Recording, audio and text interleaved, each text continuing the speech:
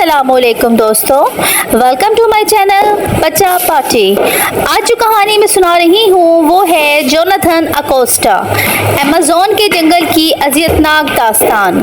Amazon اور خطرناک جنگل میں شمار ہوتے ہیں لاکھوں اقسام کے درخت، ہزاروں قسم کے جانور، حشرات، زہریلے سانپ اور اندیکھی بیماریاں یہاں پر ہر لمحہ انسان کے لیے موت کا پیغام لاتی ہیں۔ انہی جنگلات میں ایک نوجوان شکاری جوناتھن اکوسٹا اپنے دوستوں کے ساتھ شکار کھیلنے نکلا تھا، مگر یہ دن اس کی زندگی کا سب سے بھیانک اور ناقابل فراموش دن بننے والا تھا۔ جوناتھن اپنے دوستوں کے ساتھ جنگل کی گہرائی میں گیا۔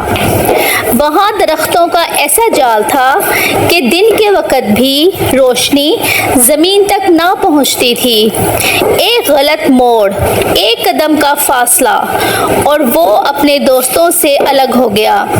جب اس نے واپس آنے کی کوشش کی تو چاروں طرف ایک جیسے درخت تھے، بیلوں کے جال اور گھپ اندھیرا۔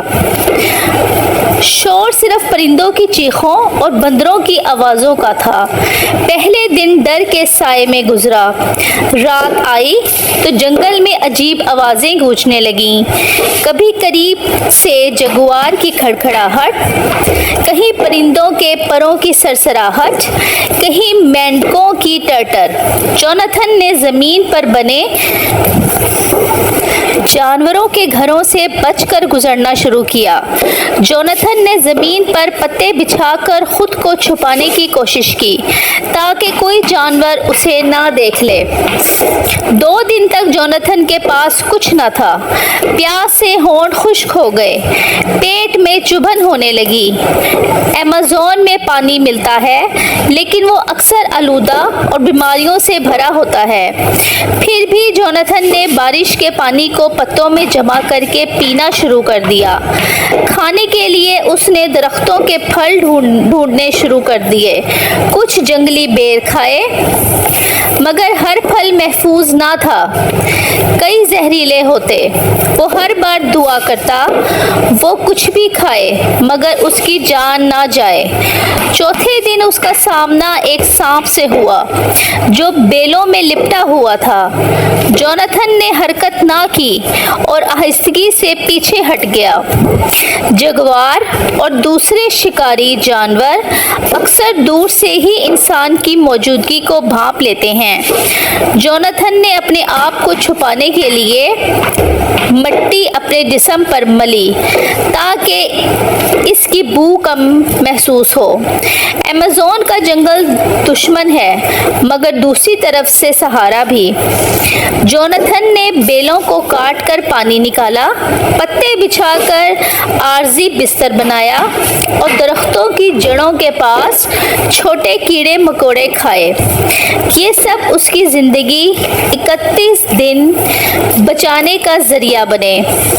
2 ہفتوں کے بعد اس کے جسم میں کمزوری پیدا ہونے لگی، وزن تیزی سے کم ہو رہا تھا، جسم پر خارش، کیڑے کے کاٹے کے نشانات اور زخم۔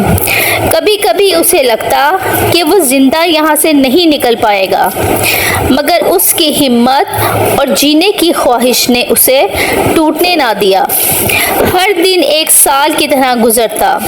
کبھی بارش تیز ہو جاتی تو وہ پانی میں بھیگ کر کانپتا رہتا، کبھی سورج کی گرمی درختوں کے بیچ سے نکل کر اس کے جسم کو جھلسا دیتی، کبھی اندھیروں میں اجنبی آوازیں اس کا دل دہلا دیتی۔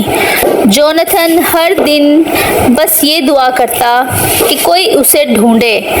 31 دن کی تلاش کے بعد ایک ٹیم نے اسے ایک ندی کے کنارے کمزور، لاغر اور زخمی حالت میں پایا۔